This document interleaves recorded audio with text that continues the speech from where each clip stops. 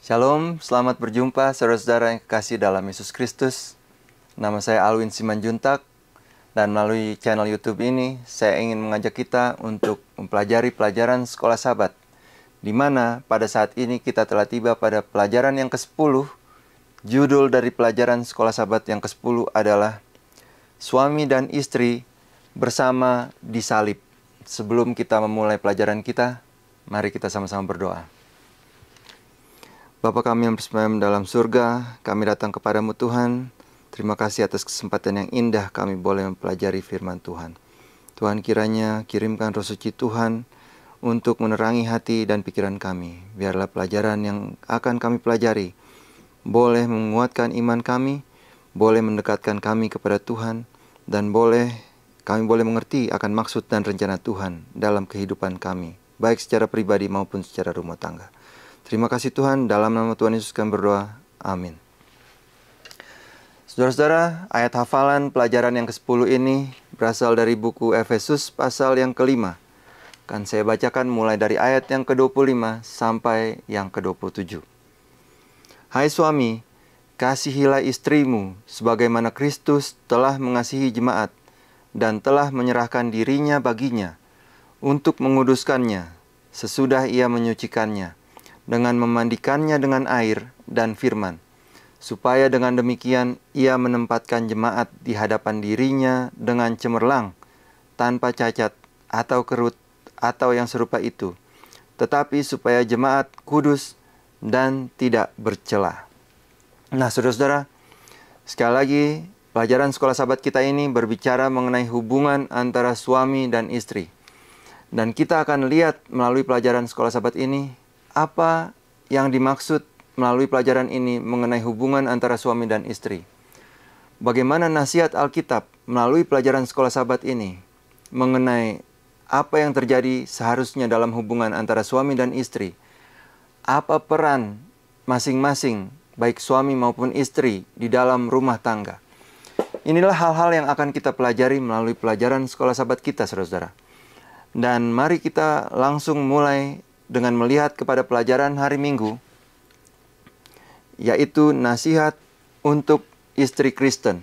Seperti apa nasihat bagi istri-istri Kristen atau wanita-wanita Kristen?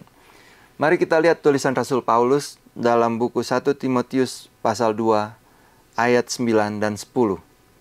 Demikian juga hendaknya perempuan, hendaklah ia berdandan dengan pantas, dengan sopan dan sederhana. Rambutnya jangan berkepang-kepang, jangan memakai emas atau mutiara ataupun pakaian yang mahal-mahal, tetapi hendaklah ia berdandan dengan perbuatan baik, seperti yang layak bagi perempuan yang beribadah. Saudara-saudara, cukup jelas nasihat Rasul Paulus bagi wanita-wanita Kristen, bagi istri-istri Kristen, yaitu dalam berdandan, hendaklah berdandan dengan pantas, dengan sopan, dengan sederhana. Jangan memakai rambut yang berkepang-kepang, dikatakan oleh Paulus. Jangan memakai emas atau mutiara ataupun pakaian yang mahal-mahal. Jangan memakai perhiasan-perhiasan. Akan tetapi, nasihat Rasul Paulus adalah agar supaya wanita-wanita Kristen berdandan dengan karakter mereka, dengan perbuatan baik, berdandan dengan pantas, dengan kepantasan, dengan kesopanan, dan dengan kesederhanaan, seperti layak bagi perempuan yang beribadah. Inilah bagaimana cara wanita Kristen seharusnya, selayaknya berdandan, yaitu dengan memperlihatkan karakter mereka. Oleh karena melalui karakter mereka yang dipenuhi dengan kesederhanaan dan seperti orang yang beribadah, maka orang akan melihat bukan dirinya, akan tetapi Tuhan. Dan dengan demikian nama Tuhanlah yang akan dimuliakan melalui bagaimana cara istri-istri Kristen ini berdandan. Itu adalah nasihat Rasul Paulus. Dan kemudian masih melalui tulisan Rasul Paulus di dalam buku Timotius pasal yang kedua, ayat 3 sampai ayat yang ke-5. Demikian juga perempuan-perempuan yang tua, hendaklah mereka hidup sebagai orang-orang beribadah. Dikatakan perempuan harus hidup sebagai orang-orang yang beribadah. Jangan memfitnah, jangan menjadi hamba anggur, tetapi cakap mengajarkan hal-hal yang baik. Dan dengan demikian mendidik perempuan-perempuan muda mengasihi suami dan anak-anaknya. Hidup bijaksana dan suci, rajin mengatur rumah tangganya, baik hati dan taat kepada suaminya, agar firman Allah jangan dihujat orang. Saudara-saudara, lagi-lagi diingatkan, nasihat Rasul Paulus, nasihat Alkitab, nasihat dari Tuhan bagi istri-istri Kristen, wanita-wanita Kristen, agar wanita-wanita Kristen ini memperlihatkan karakter mereka, bukan berdandan secara lahiriah, akan tetapi dari dalam. Perhiasan mereka adalah perhiasan yang tersembunyi, yaitu karakter mereka yang mencerminkan karakter Kristus. Dengan demikian, Kristuslah yang akan ditinggikan melalui kehidupan wanita-wanita Kristen. Lebih lanjut dalam 1 Petrus pasal yang ketiga, ayat 3 dan 4, perhiasanmu janganlah secara lahiriah, yaitu dengan mengepang-epang rambut, memakai perhiasan emas, atau dengan mengenakan pakaian yang indah-indah. Tetapi perhiasanmu ialah manusia batiniah yang tersembunyi, dengan perhiasan yang tidak binasa, yang berasal dari roh yang lemah lembut dan tentram, yang sangat berharga di mata Allah. Saudara-saudara, Rasul Paulus menasihatkan kepada wanita-wanita Kristen agar menghiasi diri mereka bukan dengan perhiasan secara luar, bukan dengan perhiasan-perhiasan batu permata, emas dan perak dan lain sebagainya, ataupun dengan pakaian-pakaian yang mahal. Akan tetapi perhiasan wanita Kristen adalah perhiasan secara dari dalam, yaitu karakter mereka. Karakter yang mencerminkan karakter Kristus, agar dengan demikian nama Kristus akan ditinggikan. Ketika orang melihat wanita Kristen berjalan atau kehidupan seorang wanita Kristen, maka orang akan melihat karakter yang dicerminkan atau yang ditunjukkan oleh seorang wanita Kristen ataupun istri Kristen. Nah, saudara-saudara, ini adalah nasihat bagi istri-istri Kristen, bagi wanita Kristen dari Alkitab. Dan selanjutnya dikatakan juga di dalam nasihat dari Alkitab kepada istri-istri, agar istri-istri diminta untuk tunduk kepada suami. Mari kita lihat dalam buku Efesus pasal yang kelima ayat yang ke-22. Hai istri, tunduklah kepada suamimu seperti kepada Tuhan. Selanjutnya dari buku 1 Korintus 14 ayat yang ke-34. Sama seperti dalam semua jemaat orang-orang kudus, perempuan-perempuan harus berdiam diri dalam pertemuan-pertemuan jemaat, sebab mereka tidak diperbolehkan untuk berbicara. Mereka harus menundukkan diri, seperti yang dikatakan juga oleh hukum Taurat.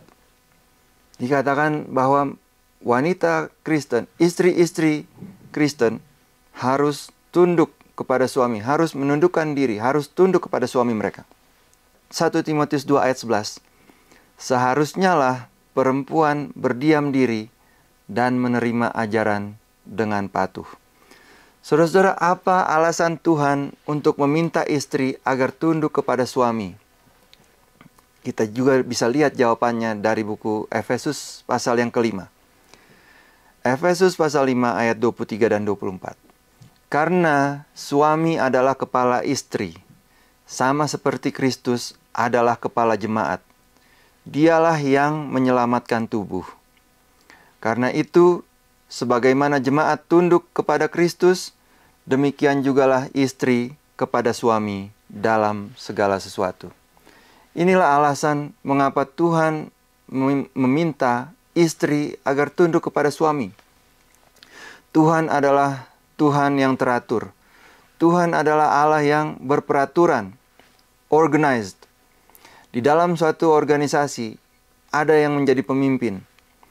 Dan oleh karena itu, Tuhan meminta agar, oleh karena suami adalah kepala daripada istri, sama seperti Kristus adalah kepala dari jemaat, maka istri diminta untuk tunduk kepada suami, sama seperti jemaat diminta juga untuk tunduk kepada Kristus sebagai kepala. Saudara-saudara, oleh karena Tuhan adalah Tuhan yang berperaturan, Tuhan adalah Tuhan yang teratur. Apakah saudara bisa bayangkan kalau ada jemaat yang katakan kepada Tuhan, buat apa jemaat harus tunduk kepada Kristus? Seperti itu jugalah yang akan terdengar kalau ada istri yang katakan kepada suaminya, buat apa istri harus tunduk kepada suami? Akan tetapi oleh karena Allah adalah Allah yang berperaturan, saudara-saudara, suami adalah kepala dari istri, sama seperti juga Kristus adalah kepala daripada jemaat. Maka istri harus tunduk kepada suami, sama seperti jemaat tunduk kepada Kristus. Selanjutnya, saudara-saudara, dalam 1 Timotius pasal yang kedua dikatakan mulai dari ayat yang ke-13 sampai yang ke-15. Karena Adam yang pertama dijadikan, kemudian barulah Hawa. Lagi pula, bukan Adam yang tergoda, melainkan perempuan. Perempuan itulah yang tergoda dan jatuh ke dalam dosa. Tetapi perempuan akan diselamatkan karena melahirkan anak, asal ia bertekun dalam iman dan kasih dan pengudusan dengan segala kesederhanaan. Nah, saudara-saudara, istri diminta untuk tunduk kepada suami. Hal ini menunjukkan peran keimamatan laki-laki di dalam rumah tangga. Istri tunduk kepada suami, suami menjadi imam di dalam rumah tangga. Inilah desain yang Tuhan sudah rencanakan pada waktu awal penciptaan. Tuhan sudah merencanakan agar laki-laki menjadi kepala bagi perempuan, bagi istri. Suami menjadi kepala bagi istri di dalam rumah tangga. Akan tetapi perlu kita tekankan juga, saudara-saudara, bahwa meskipun istri diminta untuk tunduk kepada suami, suami juga diperintahkan untuk mengasihi istri-istri mereka. Saya tidak katakan bahwa suami memiliki banyak istri, akan tetapi suami diperintahkan untuk mengasihi istri mereka. Itu adalah perintah yang Tuhan berikan di dalam Alkitab, di dalam ayat hafalan yang telah kita baca tadi. Saudara-saudara, bisakah saudara bayangkan, kalau rumah tangga menerapkan nasihat dari Alkitab ini, berapa banyak masalah dalam rumah tangga yang bisa dihindarkan? Berapa banyak perceraian yang bisa dihindarkan kalau saja suami dan istri mengikuti nasihat yang diberikan melalui Alkitab, melalui Rasul Paulus ini. Saudara-saudara, berbicara mengenai hubungan antara suami dan istri, ada baiknya kita melihat pada waktu Adam dan Hawa baru saja diciptakan. Peristiwa yang terjadi pada waktu itu. Dari situ kita bisa mengambil pelajaran antara hubungan antara suami dan istri. Ketika Adam baru saja diciptakan, saudara-saudara, ketika belum ada Hawa pada waktu itu, Adam menamakan binatang-binatang yang Tuhan ciptakan.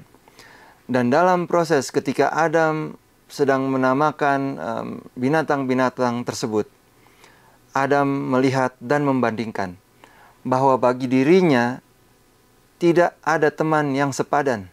Sebagaimana dia melihat binatang-binatang semua mempunyai teman. Binatang-binatang mempunyai teman yang sepadan. Akan tetapi bagi dirinya, Adam tidak mendapatkan bahwa dirinya mempunyai seorang teman. Kita lihat Kejadian pasal 2 ayat yang ke-20. Manusia itu memberi nama kepada segala ternak, kepada burung-burung di udara, dan kepada segala binatang di hutan. Ini adalah pada waktu Adam menamakan binatang-binatang. Tetapi baginya sendiri, ia tidak menjumpai penolong yang sepadan dengan dia. Lalu Tuhan Allah membuat manusia itu tidur nyenyak. Ketika ia tidur, Tuhan Allah mengambil salah satu rusuk daripadanya, lalu menutup tempat itu dengan daging. Saudara-saudara, bisakah saudara bayangkan bahwa ketika Tuhan membuat Adam tertidur, Tuhan mengambil sebuah tulang rusuk dari tubuh Adam. Pada waktu Adam bangun dari tidurnya, Adam melihat ada seorang wanita, seorang perempuan yang begitu cantik. Tulang dari tulangnya dan daging dari dagingnya. Adam begitu bahagia oleh karena pada saat itu ia telah mempunyai seorang teman, seorang teman yang sepadan dengan dirinya. Saudara-saudara, dikatakan di dalam Kejadian 2 ayat 23. Lalu berkatalah manusia itu, inilah dia, tulang dari tulangku dan daging dari dagingku. Ia akan dinamai perempuan, sebab ia diambil dari laki-laki. Saudara-saudara, saya ingin bacakan sebuah tulisan dari tulisan Roh Nubuat dari buku Patriarchs and Prophets, halaman 46, paragraf yang kedua. God himself gave Adam a companion. He provided an help meet for him, a helper corresponding to him, one who was fitted to be his companion, and who could be one with him in love and sympathy. Eve was created from a rib taken from the side of Adam, signifying that she was not to control him as the head, nor to be trampled under his feet as an inferior, but to stand by his side as an equal, to be loved and protected by him. A part of man, bone of his bone, and flesh of his flesh. She was his second self, showing the close union and the affectionate attachment that should exist in this relation. For no man ever yet hated his own flesh, but nourisheth and cherisheth it.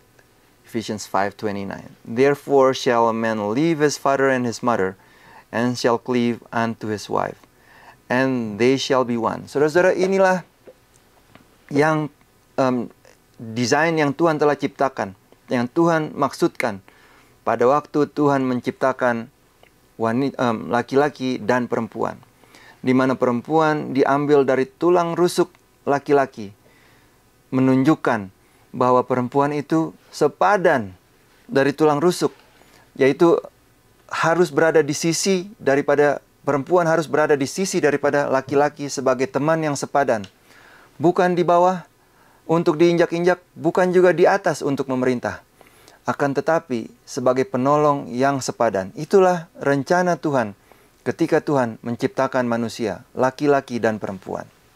Selanjutnya, apa yang terjadi kepada Hawa, teman daripada Adam, penolong yang sepadan daripada Adam? Mari kita lanjutkan bacaan kita dari buku Patriarchs and Prophets.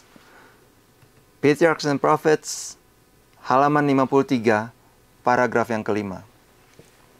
The angels had cautioned Eve to beware of separating herself from her husband while occupied in their daily labor in the garden. Malaikat-malaikat sudah mengamarkan kepada Hawa jangan memisahkan diri daripada Adam. With him, she would be in less danger from temptation than if she were alone.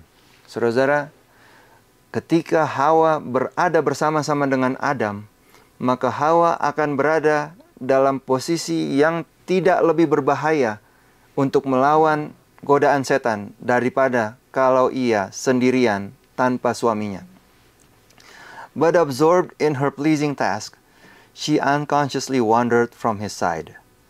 On perceiving that she was alone, she felt an apprehension of danger, but dismissed her fears, deciding that she had sufficient wisdom and strength to discern evil and to withstand it.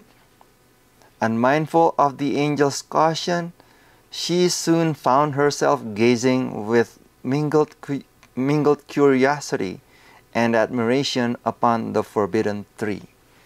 Saudara-saudara, Hawa pada waktu terpisah dari Adam, malaikat-malaikat sudah mengamarkan, jangan memisahkan diri dari Adam, jangan berada dalam posisi yang terpisah dari Adam.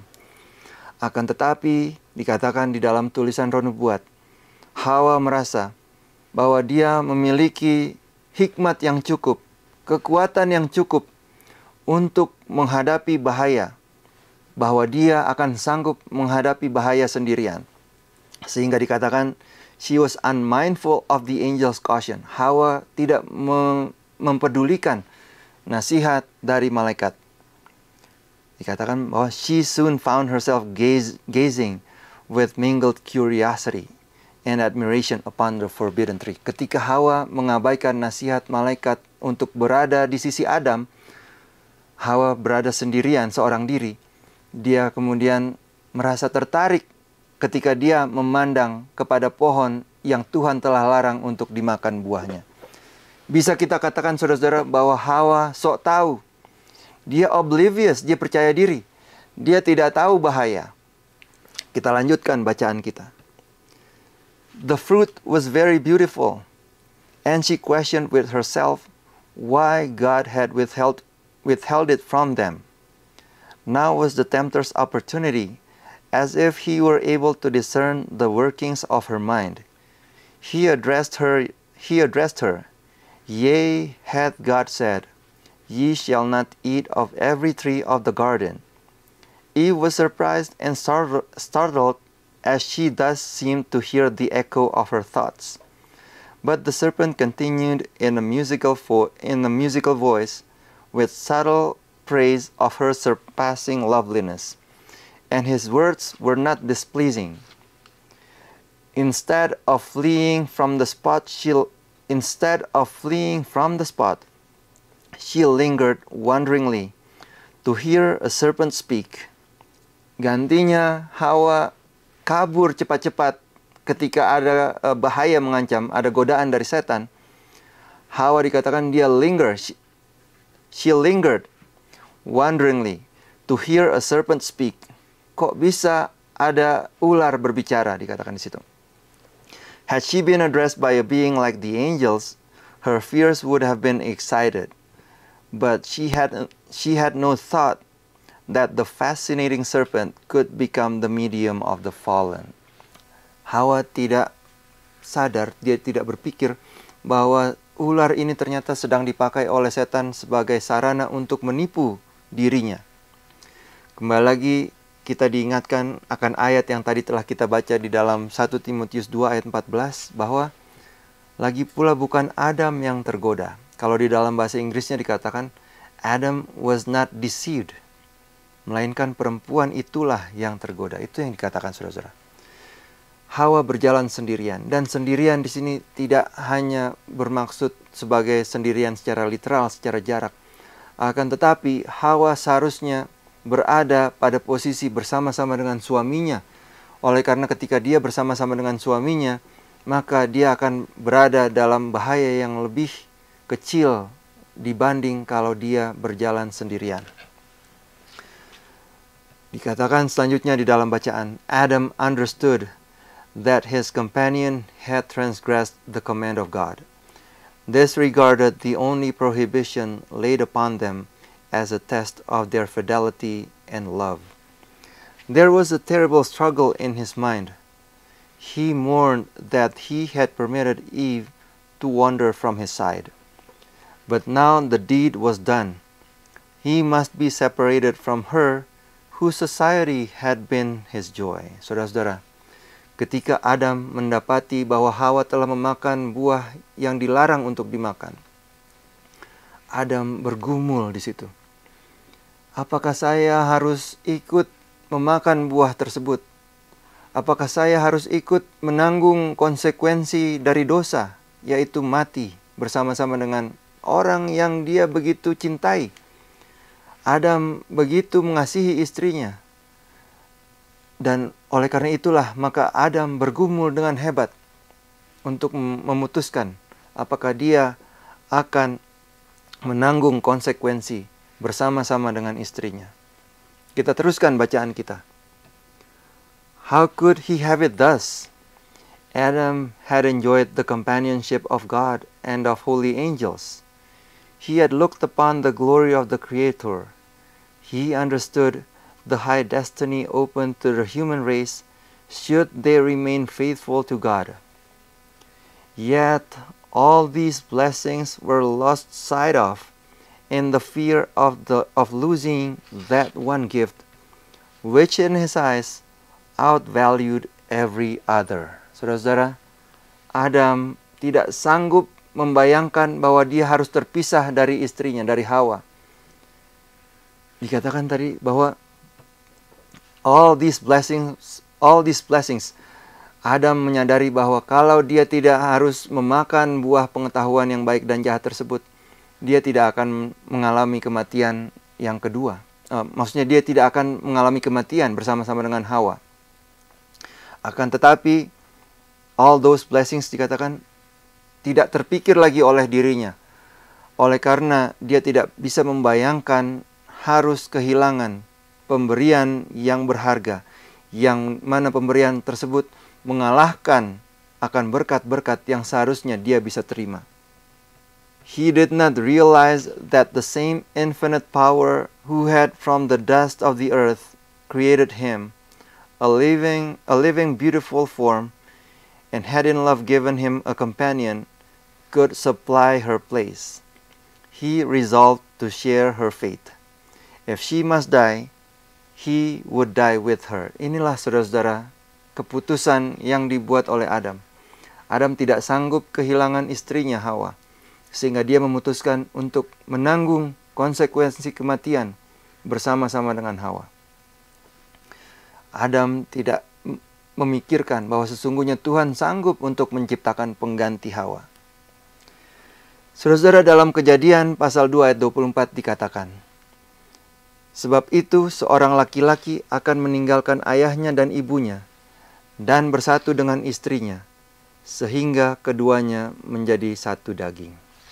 Itulah keadaan wanita dan laki-laki, Adam dan Hawa, ketika Tuhan ciptakan, bahwa mereka merupakan satu kesatuan, yaitu suami dan istri. Kesatuan di dalam rumah tangga.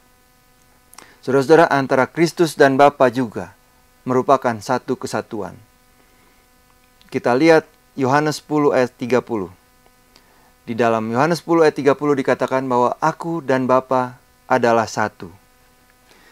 Dan saudara-saudara, banyak orang katakan bahwa ketika Kristus memutuskan untuk mati menjadi tebusan bagi manusia, hal itu sebenarnya sudah menjadi sesuatu yang otomatis. Bahwa sudah seharusnya Kristus mati bagi manusia. Itu adalah suatu hal yang sudah direncanakan dan sudah seharusnya lah demikian. Akan tetapi saudara-saudara, saya ingin mengajak kita untuk membaca kembali sebuah kutipan dari tulisan Roh Nubuat, buku yang sama, Patriarchs and Prophets, halaman 63, paragraf yang ketiga. Before the Father, He pleaded in the sinner's behalf, yaitu Yesus memohon di hadapan Bapa, while the host of heaven awaited the result with an intensity of interest that words cannot express. Long continued was that mysterious communing, the council of peace, for the fallen sons of men. The plan of salvation had been laid before the creation of the earth. For Christ is the Lamb slain from the foundation of the world. Perhatikan kutipan ini, saudara-saudara. Yet it was a struggle, even with the King of the universe, to yield up his Son to die for the guilty race. Saudara-saudara, memang rencana keselamatan telah dibentangkan jauh sebelum manusia itu jatuh ke dalam dosa. Oleh karena Allah adalah Allah yang Maha Tahu. Akan tetapi, saudara-saudara, dikatakan, it still was a struggle, even with the King of the universe. Emosi yang besar terjadi ketika Tuhan harus memutuskan antara Bapa dengan anak, bahwa Bapa harus menyerahkan anaknya untuk mati menjadi tebusan bagi manusia. It was a struggle. Bapa bergumul dengan hebat, saudara-saudara. Apakah aku akan menyerahkan anakku satu-satunya untuk mati menjadi tebusan bagi manusia? Seperti halnya Adam dihadapkan kepada satu pilihan. Apakah aku akan sanggup untuk terpisah dari istriku Hawa, yang merupakan teman yang sepadan, penolong yang sepadan? Bapa juga diperhadapkan kepada satu pilihan. Apakah aku akan menyerahkan anakku satu-satunya yang tunggal, teman yang sepadan, bersama-sama sepanjang masa kekekalan, hubungan yang begitu intim antara anak dengan bapa. Apakah aku akan menyerahkan anakku satu-satunya untuk mati menjadi tebusan bagi manusia, dengan resiko bahwa Tuhan Yesus juga bisa jatuh ke dalam dosa, akan terpisah selama-lamanya. Saudara-saudara, kita teruskan kutipan dari buku Patriarchs and Prophets. Saya sungguh senang, saudara-saudara, oleh karena ada kata but di situ. But God so loved the world that He gave His only begotten Son, that whosoever believeth in Him should not perish, but have everlasting life. Oh, the mystery of redemption, the love of God for a world that did not love Him. Who can know the depths of that love which passeth understanding?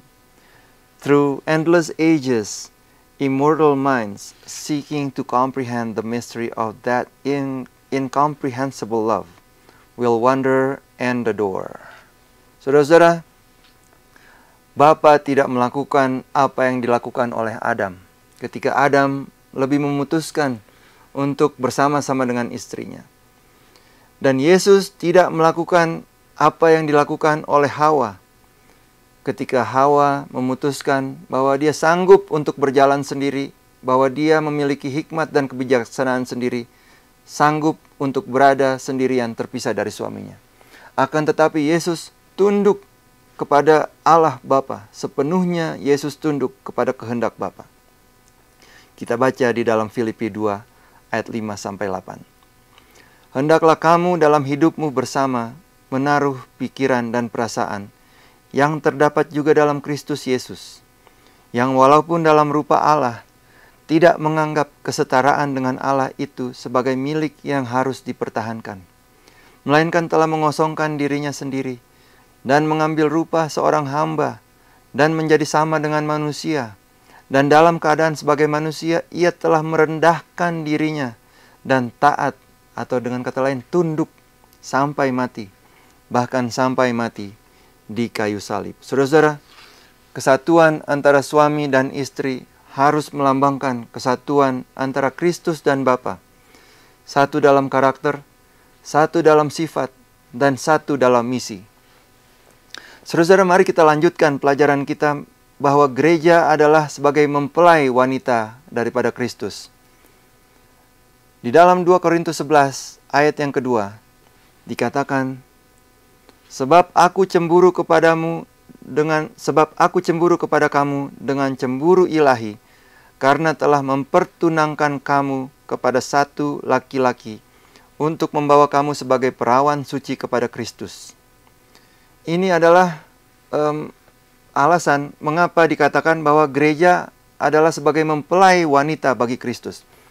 Oleh karena di dalam 2 Korintus 11 dikatakan bahwa aku telah mempertunangkan kamu kepada laki-laki. Ini adalah ayat yang menunjukkan bahwa gereja adalah mempelai wanita bagi Kristus, yang adalah mempelai laki-laki.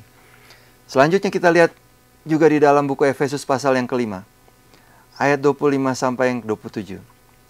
Hai suami, kasihilah istrimu sebagaimana Kristus telah mengasihi jemaat dan telah menyerahkan dirinya baginya. Ini adalah ayat hafalan kita, saudara-saudara. Untuk menguduskannya sesudah ia menyucikannya dengan memandikannya dengan air dan firman, supaya dengan demikian ia menempatkan jemaat di hadapan dirinya dengan cemerlang, tanpa cacat atau kerut yang serupa itu, tetapi supaya jemaat kudus dan tidak bercela. Saudara-saudara, jemaat adalah mempelai wanita bagi Kristus. Sebagai mempelai wanita, sudah sepantasnya atau sudah seharusnya mempelai wanita ini mempersiapkan diri bagi perkawinan, di mana di dalam perkawinan tersebut mempelai wanita akan dipersatukan dengan mempelai pria. Mempersiapkan diri bagi perkawinan anak domba. Mari kita lihat kutipan yang terakhir dari buku Desire of Ages, halaman 151. In both the Old and the New Testament, the marriage relation is employed to represent the tender and sacred union that exists between Christ and his people. To the mind of Jesus, the gladness of the wedding festivities pointed forward to the rejoicing of that day, when he shall bring home his bride to the Father's house. I heard, as it were, the voice of a great multitude, and as the voice of many waters, and as the voice of mighty thunderings, saying, Alleluia, for the Lord God omnipotent reigneth. Let us be glad and rejoice, and give honor to him, for the marriage of the Lamb is come, and his wife hath made herself ready. Blessed are they which are called unto the marriage supper of the Lamb.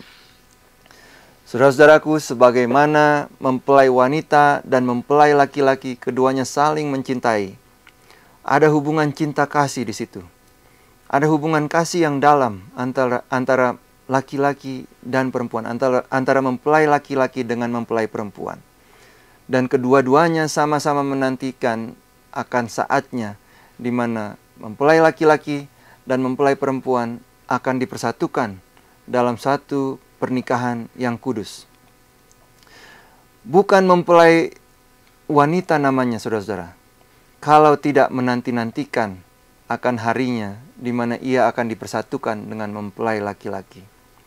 Bukan mempelai wanita namanya kalau tidak merindukan di mana suatu hari mempelai wanita tersebut akan dipersatukan dengan Kristus yang adalah mempelai pria. Dan untuk itu harus ada cinta kasih. Harus ada cinta antara kedua mempelai tersebut. Sebagaimana Kristus telah mengasihi jemaat, bahkan menyerahkan dirinya bagi jemaat.